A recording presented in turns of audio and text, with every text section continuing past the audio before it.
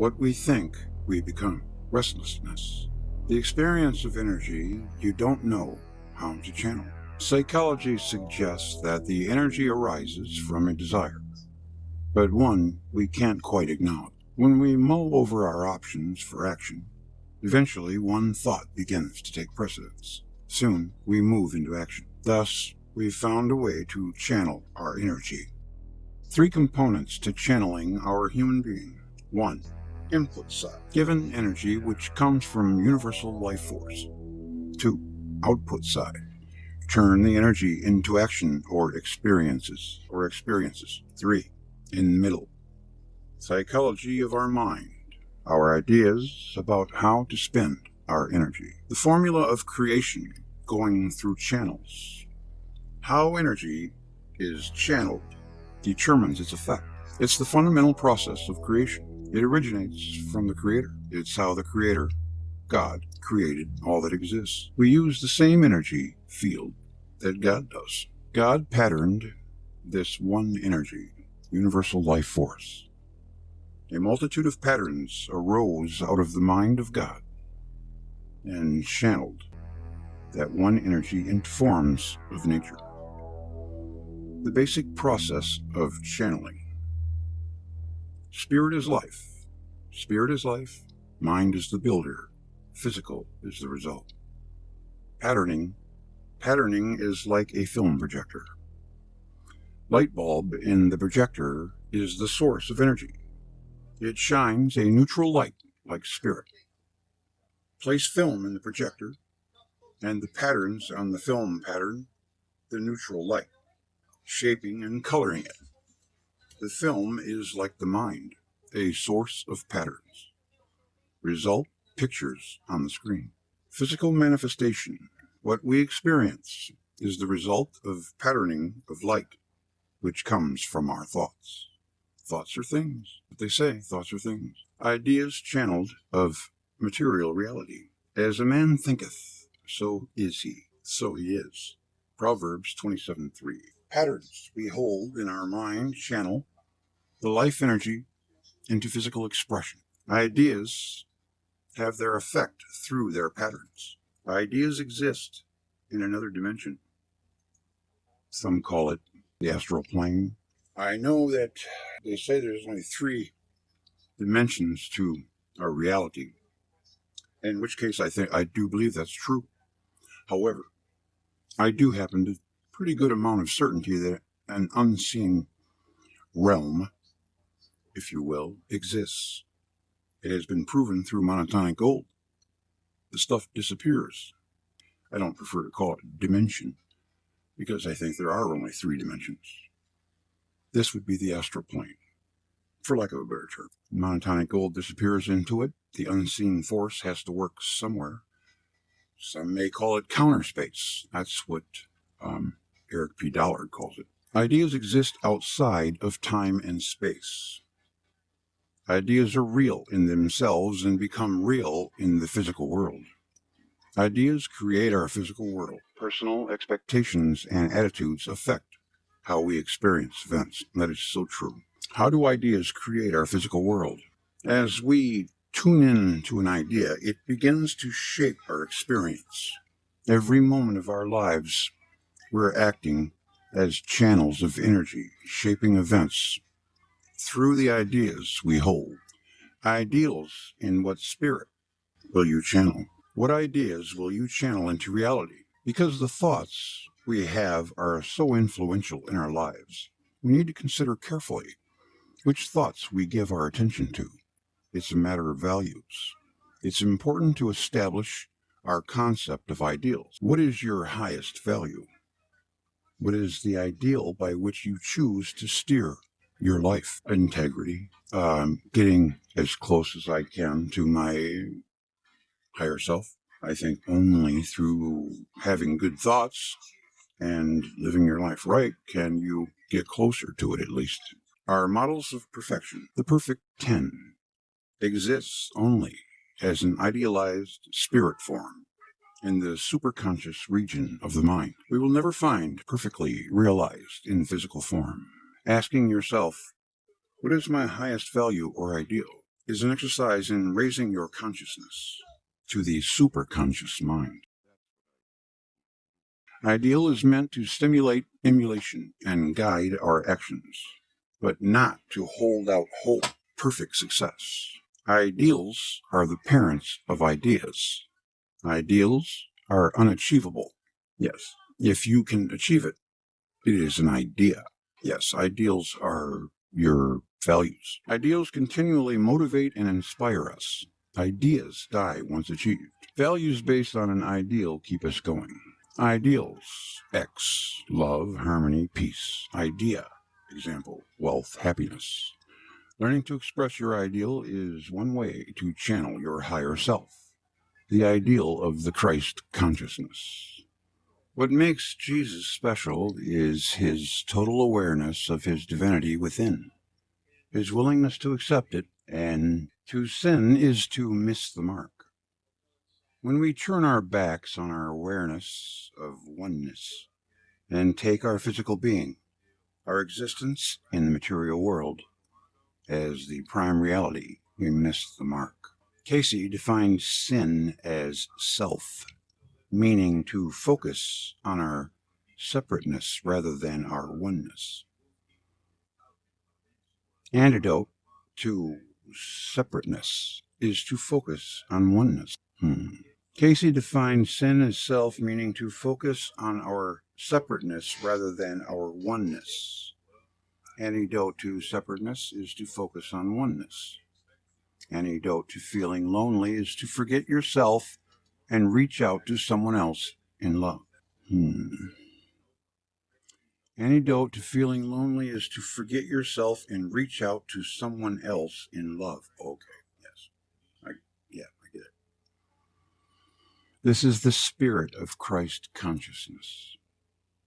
Christ consciousness is an ideal that can provide continuous inspiration for a lifetime. If you find the term Christ consciousness objectionable, search within yourself for your own sense of your ideal. What's important is that you look within and become conscious of what is there.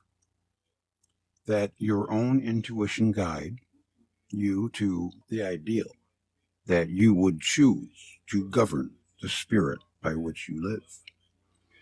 Channeling the ideals of the higher self.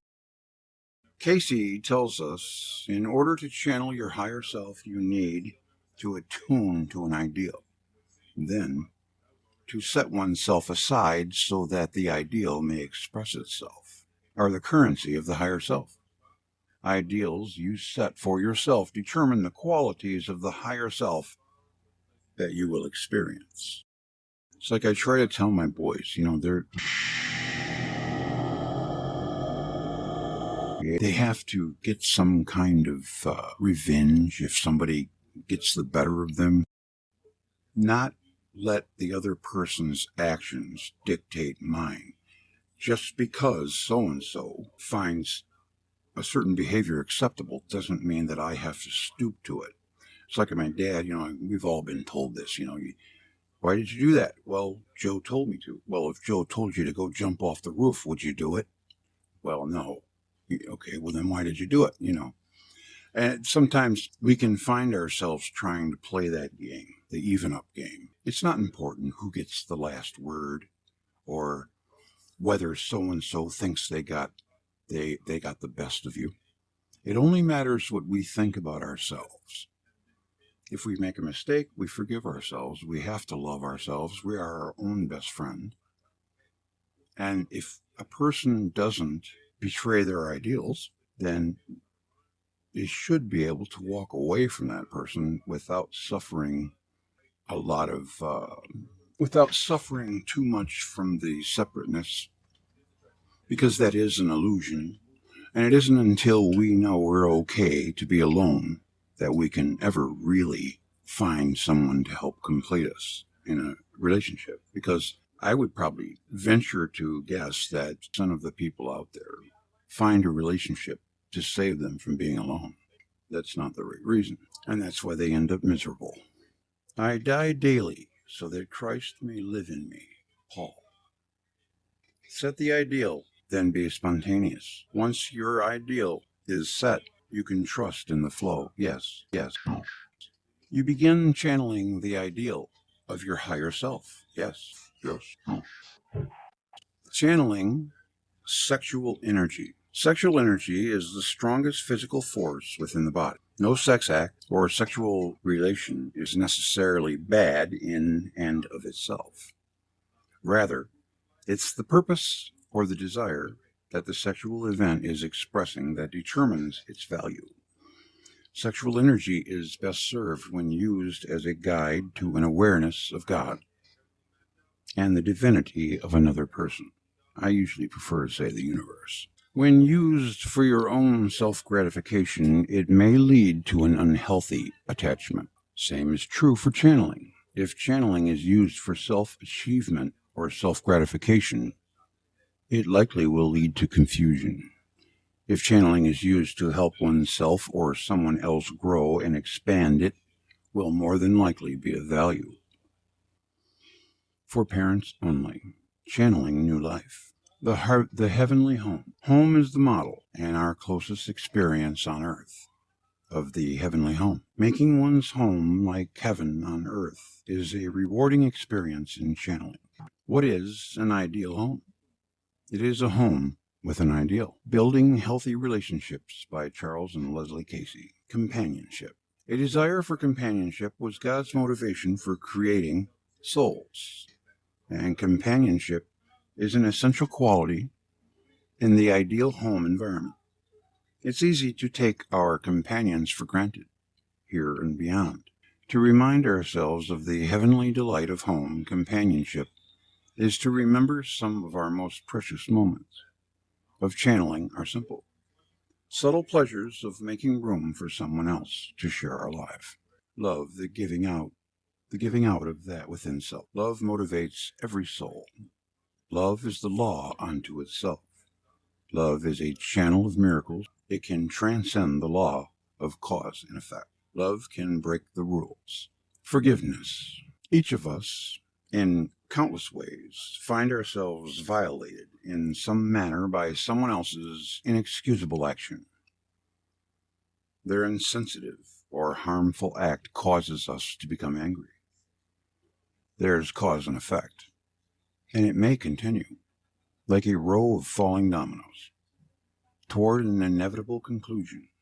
By an act of forgiveness, however, by accepting what happened and forgiving the person, you can break the chain. Forgiveness is one of God's creative powers to perform miracles. In conclusion, every day, every moment of our lives, we give ourselves toward one goal or another. With every heartbeat, we channel love, and what our heart dwells upon, what our minds think about, we become or experience in our lives. We continually channel our energy, our love, our ideas, our ideals, our actions, into creating life as we would have it. It's the most everyday, ordinary, and miraculous channel we do.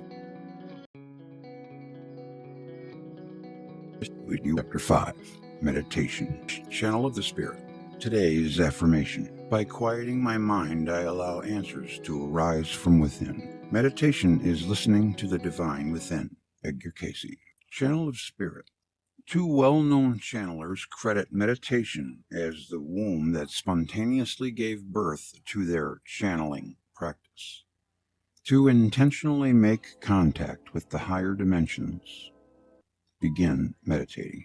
Meditation on the breath, the channel of inspiration. How to meditate. Use your breath, a word or image, as a focus point.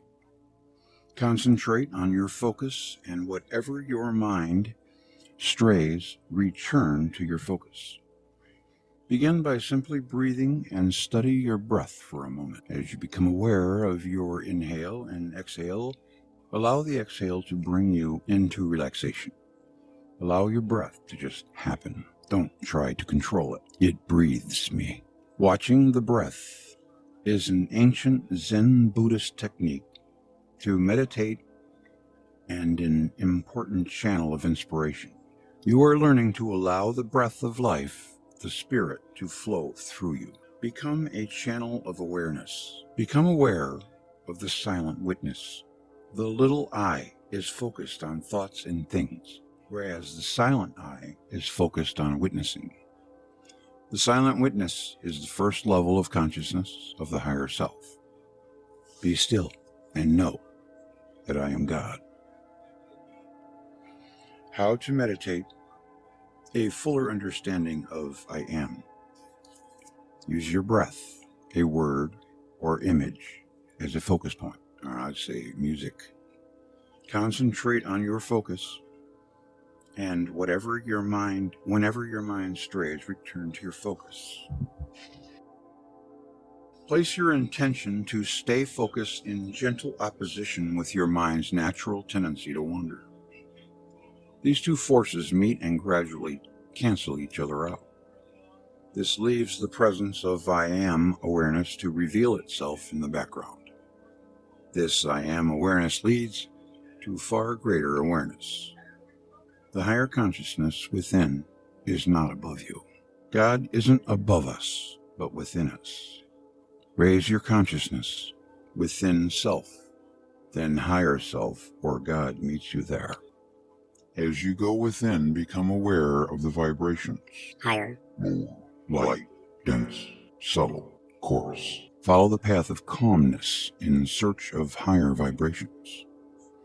Search for the peace that surpasses all understanding. It's a particularly fine vibration. Immediately, there's a feeling of moving higher within. I've also read before that talking spends your soul. And to not talk too much.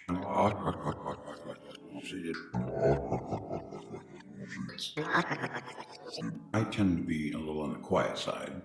Take that to heart. I try to not spend my soul with too much chatter. The higher consciousness within is not above you. Seeking answers from within. Casey assures us we can contact an awareness that knows answers to the questions that confront us.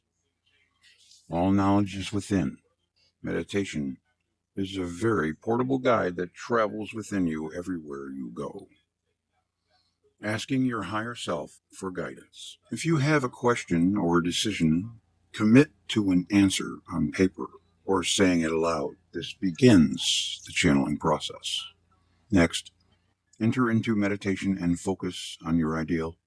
Maybe it's love for 20 minutes or so. When you come out of meditation, ask your question or state your decision and become aware of any insights that arise. Page 96 and 97 has an excellent example of this. Meditation on an ideal. A lot more goes on in meditation than what you might expect. It's a time where other dimensions, other realities, other vibrations become an influence on the person. Research has proven that meditation improves psychic sensitivities. Other minds, including those of the dead, as well as other forms of spirit energy, have easier access to our mind. While meditating, it's important to attune yourself to the highest vibration. Imagine surrounding yourself with love and light. This creates a boundary that separates and protects us from anything that's not in accordance with our intentions. I'm going to read that one again. This creates a boundary that separates and protects us from anything that's not in accordance with our intention. Research has proven that meditation improves psychic sensitivities. Attuning to an ideal. Whatever you focus on in meditation, it's like tuning your mind to that particular channel. You receive the energies of that wavelength in a pure, concentrated form. When we meditate on an ideal, the pattern of energy contained in that ideal actually affects us. We become a channel for spiritual energy to influence our being. Meditation and the Book of Revelation. Revelation. Revelation, revelation, revelation, revelation, revelation, revelation.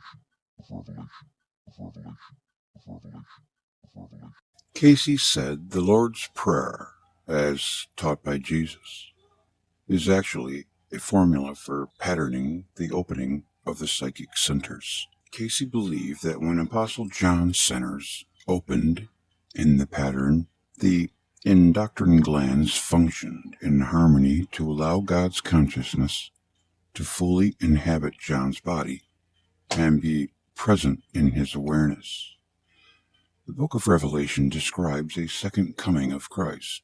It already happened. It's the birth of the Christ consciousness in John, in each of us. God's incarnation in John's body, as was the case with Jesus, becomes a totally conscious experience. The Egyptians practiced Hermeticism. And if you really look at it, once you learn about both and you know that astrology is the oldest religion, astrotheology, they came into being right after the Roman Empire traded its swords in for plowshares and Bibles or crosses with their pontiff uniforms. And originally, the Bible was banned by the Catholic Church. There has never supposed to have been using any idols. That's supposed to be a sin. But yet they use candles and these big crosses and chains and weird outfits with fish head hats and all kinds of crazy stuff. They sell, someone can buy their way into heaven.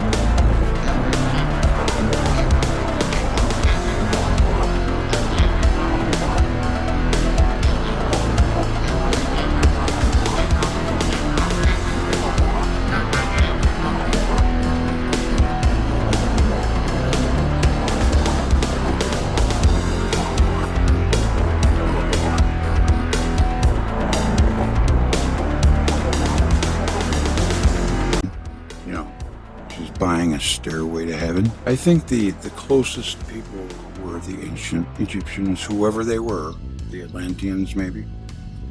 They practiced Hermeticism. And as a matter of fact, the founding fathers were not Christians. They were Hermetics. And who would make a religion of love based on fear? The Freemasons. They were Freemasons. But that was a time before the Catholic Church infiltrated them and corrupted them. It's the birth of the Christ consciousness in John. It becomes a totally conscious experiment. The body is the temple. Casey repeatedly reminds us the body is the temple. It's where we meet with God, or the universe. Casey does not propose us to become health freaks. He tells us it's not what we put into our bodies that defiles us, but what comes out of our body by the way of thoughts, speech, and actions. It's not the substance itself that causes harm, but what we digest of what we eat.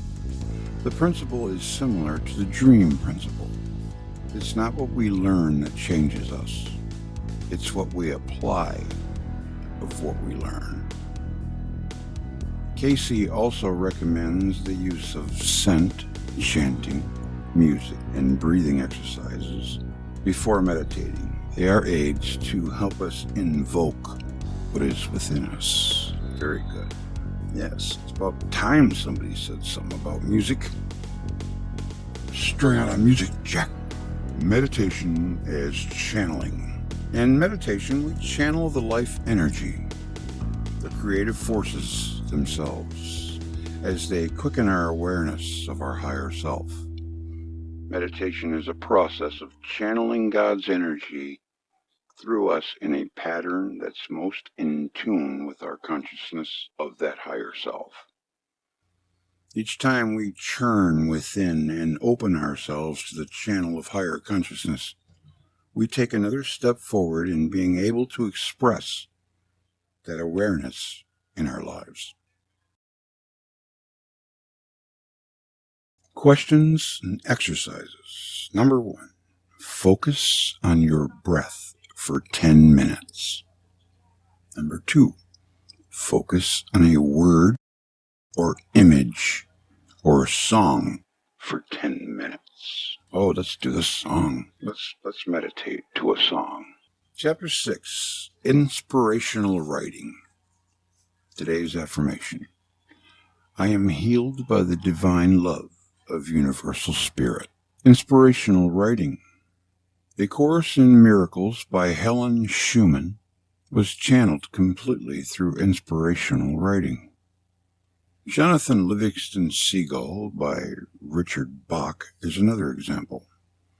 It's not uncommon to hear authors talk about how they ride creative impulses in their writing. Indeed. Channeled writing might feel like ghost writing. Being a constructive channel. Attune yourself to an ideal, like love or peace, for about 5 to 10 minutes or more. Allow your whole being, mind and body, to resonate with the spiritual energy of the ideal. Then allow your thoughts to flow directly onto paper. Your writing will reflect and express the spirit or ideal. Here we have inspired constructive writing, a channel of the higher self. Disassociation and automatisms. Disassociation and automatism, a channel of the subconscious mind. A process of getting up and getting dressed is mildly disassociated from our conscious mind. All the little details of our actions occur as automatisms, reflex actions directed by the subconscious mind. Carey taught that all subconscious minds are in contact with one another. The subconscious mind isn't, could you imagine what you could find if you tapped into it? Really? Wow. I like what Paulie said to me the last live stream, that our intuition can catch a lie because we hear it in reverse speech. That's if we're that good, then we are definitely being underrated. The process of getting up they can also express subliminally perceived telepathic information from the living and the dead. Automatic writing versus inspirational writing. Handwriting is another source of automatism. We do it automatically, without thinking. Many famous writers have used automatic writing as a means to channel information. Ruth Montgomery, in her autobiography. Carey discourages the use of Ouija boards, as it is disassociated automatism. Brad Stoker, Ouija, the most dangerous game. Absolutely, those things, I don't like them. I never did. Writing automatically with the subconscious mind as a source of the material results primarily simply in the production of channeled material. I do think that the Native Americans talk about skinwalkers. And I remember that one scientist had some kind of theory about various spiritual entities of varying intelligences. It is possible that we can pick up maybe a baddie if we're attuned with it. I don't think they can touch us if we stay within our higher self, because nobody can stay in their higher self. Now, Watts did the knife too sharp analogy, and that's good. But if we're striving for it, that's really all we can do, right? Is just keep trying, do our best. Experiment with inspirational writing. Writing automatically with the subconscious mind as a source of the material results primarily simply in the production of the channeled material. I already said that. What comes through may affect the person. Inspirational writing comes from the superconscious mind, which is attuned to your higher self. IW promotes growth in consciousness. Meditating on an ideal before IW inspirational writing, allows the ideal to serve as both a magnet and a filter for what will pass through the channel. Experiment with inspirational writing practice. One way to get started is to simply begin writing out your ideal. Perhaps you begin with a single word or phrase. Maybe you'll find yourself simply writing that again and again. Whatever you write, it doesn't matter. Example, maybe my ideal is to be the best I can be. So I keep writing that over and over again. I am aware of what I am writing, but I don't judge it. I don't do anything to interfere with what my hand might feel inclined to write. And then I find the phrase begins evolving and changing. I can be my best. The best in me can come through me, etc. I feel I am starting to warm up and begin trusting more in the process. Tips. Let go of any demands on yourself for performance. Be playful. I love to be playful. I never take anything too serious. Let go of the need to write something of importance. Allow yourself to flow. Don't take it too seriously. Forget about whether or not you're doing it right. Forget about grammar and punctuation. Most people hesitate before they write, waiting for inspiration, evaluating, censoring, or filtering, analyzing your thoughts before you write will keep you from writing in an inspirational flow. Write anything and nothing in particular. Just play with the words. It's a good way to get started. It's easier to receive ideas while writing than by just sitting waiting for the ideas to arrive. Starting the flow is the hardest part. First, the words are the hardest to get out. After that, you'll find rhythm and flow that's right for you. Focus on your feeling of attunement to your ideal and let it express itself in your writing. Carey recommends not reading your writing for 30 days, but keep writing. The inspired word and creativity. When the emphasis is on the process of tuning into your feelings, not on being inspired with holiness or wisdom, the pleasure of inspirational writing is available to all of us. Words bring our awareness into the consciousness of being. Playfulness adds another link between inspirational writing and creativity. The more we can accept ourselves as a channel in the awake state, the more we can realize that we need only be ourselves, who we really are, to our higher self, to channel our higher self. Learn from your breathing. Meditation on the breath can become a basis for learning inspirational writing. A willingness to trust in inspirational writing without first knowing what you will write requires meditative frame of mind. Inspirational writing, in a way, to channel higher consciousness, but automatic writing is trick shooting. Inspirational writing is a way to channel higher consciousness, but automatic writing is trick shooting. I personally believe it's all about intention and little to do with semantics. I see what Carey is saying here, but believe within the context of love and light, the same result can be achieved whether we call it automatic writing or inspirational. 3 modes of breathing. 1. Controlled. We can choose how we breathe, controlling the length and fullness. Automatic. When we don't pay attention to our breath, it happens automatically, by itself. We have voluntarily suspended our interference with the breath momentarily.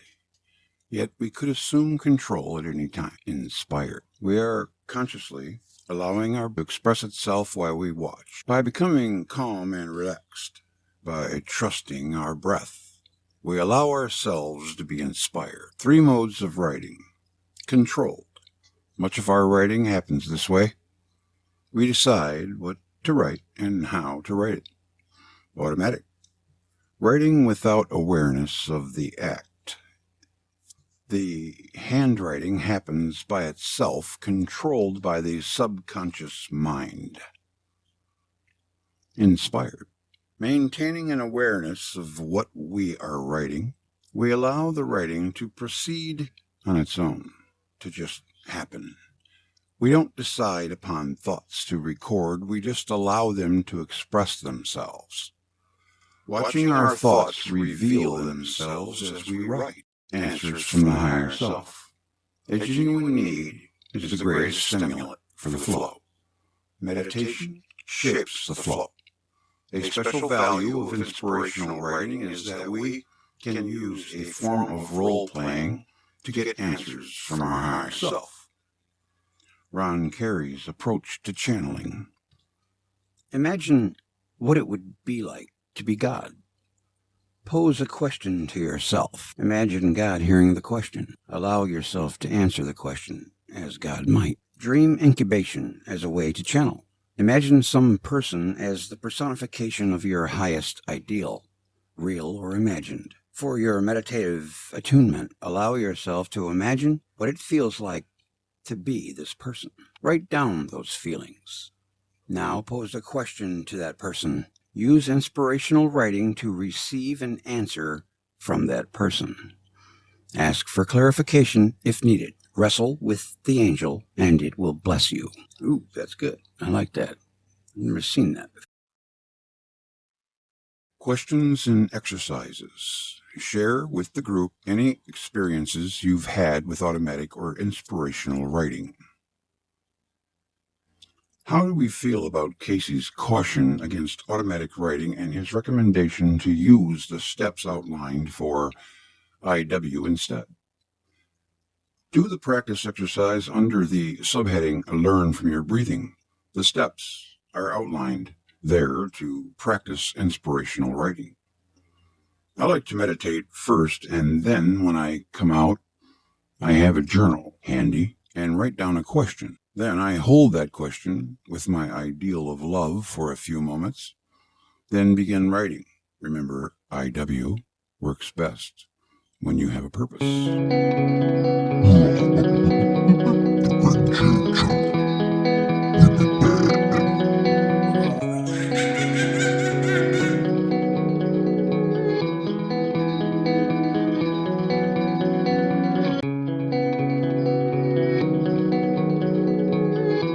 Chapter 7, Artistic Channels of Creativity. Today's affirmation. I trust my higher being to lead me along the right path. When the real music comes to me, the music of the spheres, the music that surpasses understanding, that has nothing to do with me, because I'm just the channel. The only joy for me is for it to be given to me and transcribe it, like a medium. Those moments are what I live for.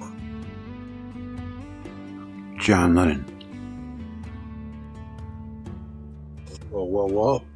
Casey indicates that it is the arts that provide the channeling opportunities for the greatest expression of spiritual truths.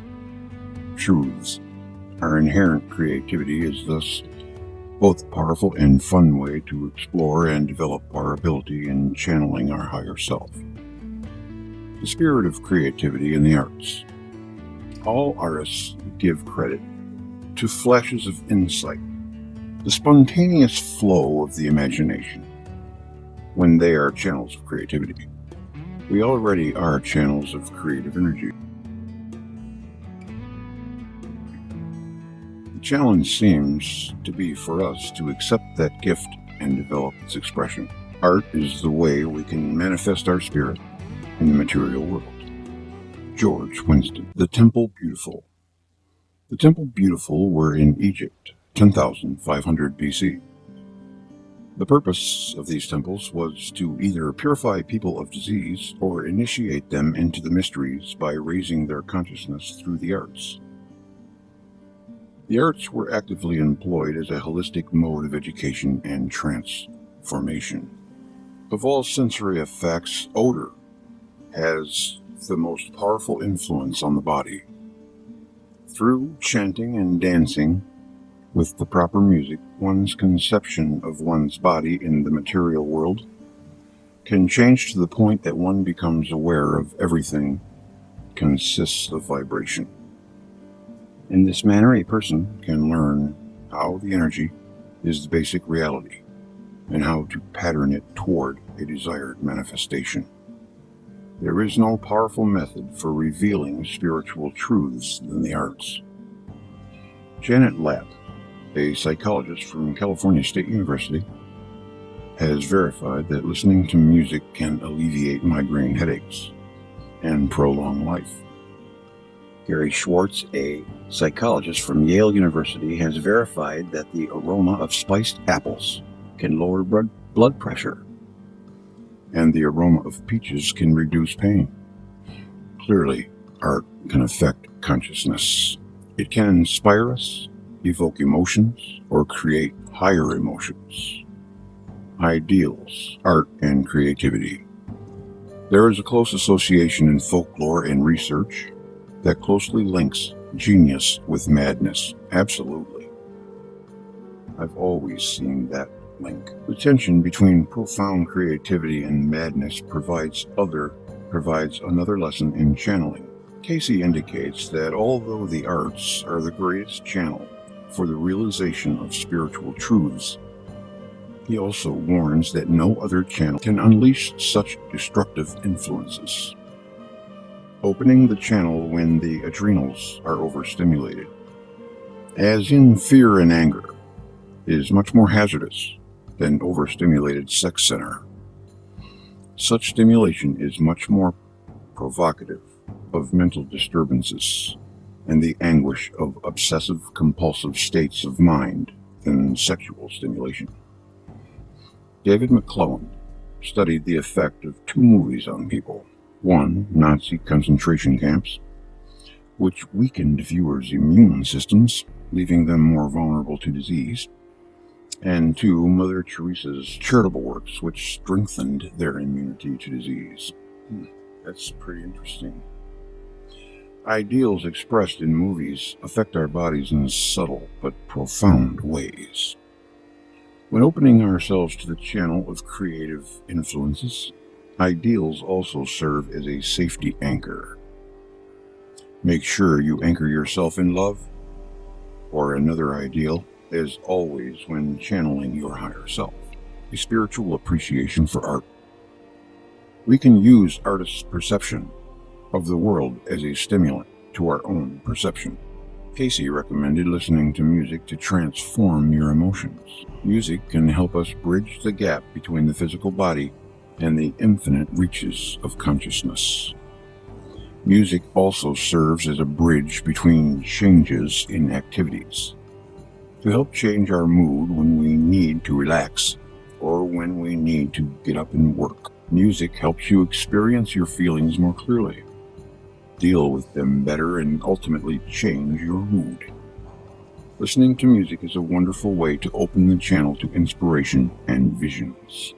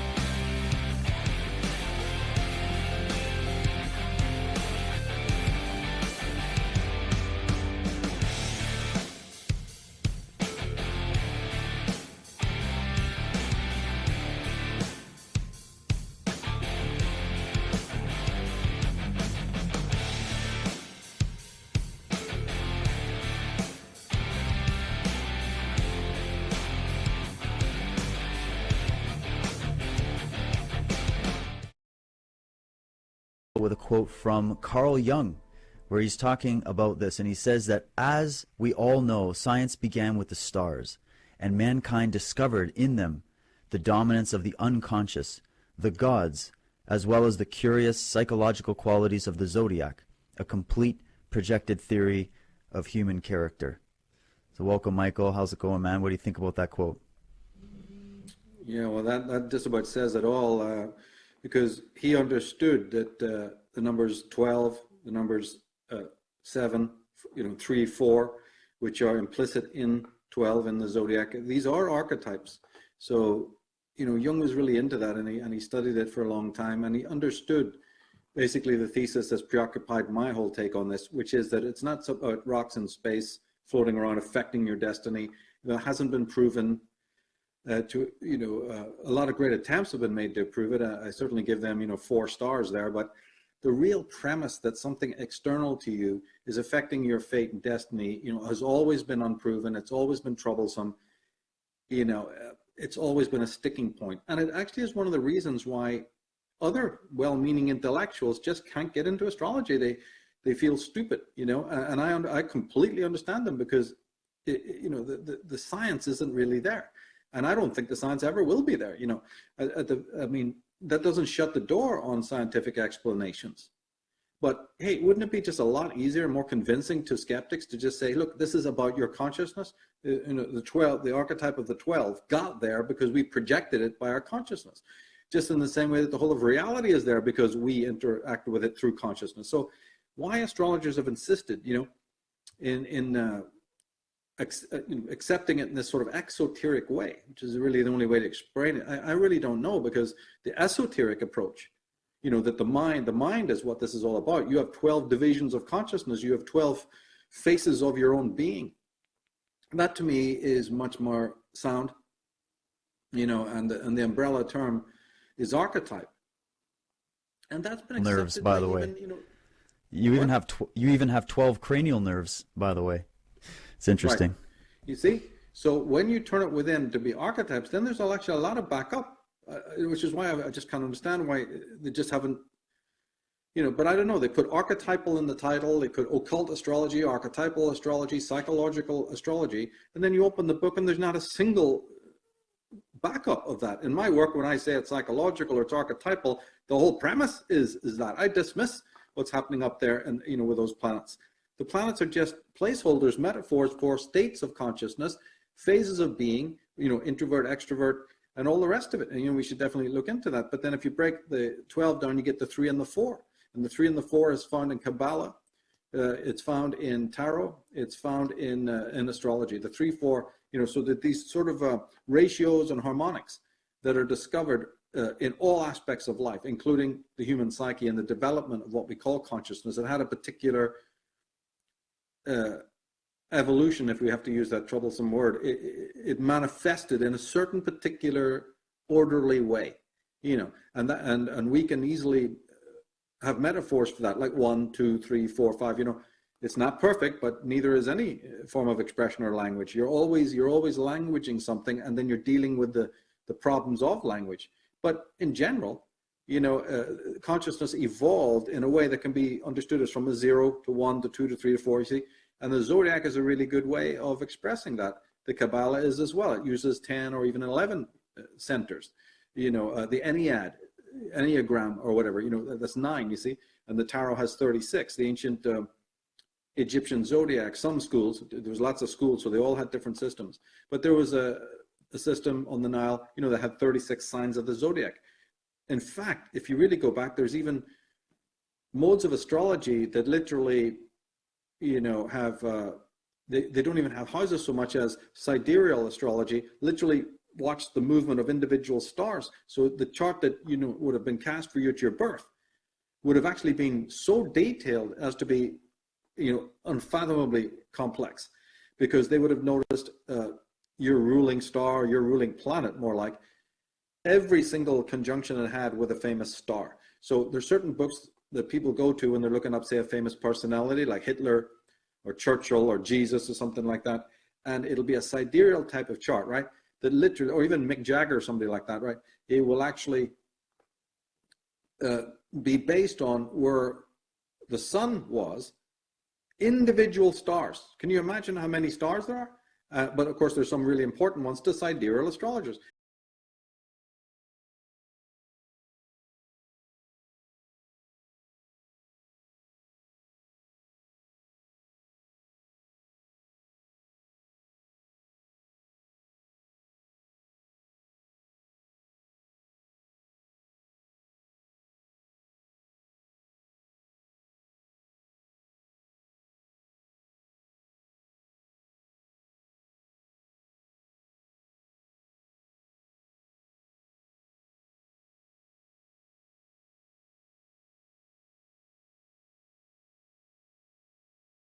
Yes, yes, yes, yes, yes, yes, yes, yes, yes, yes, yes, yes, yes, yes.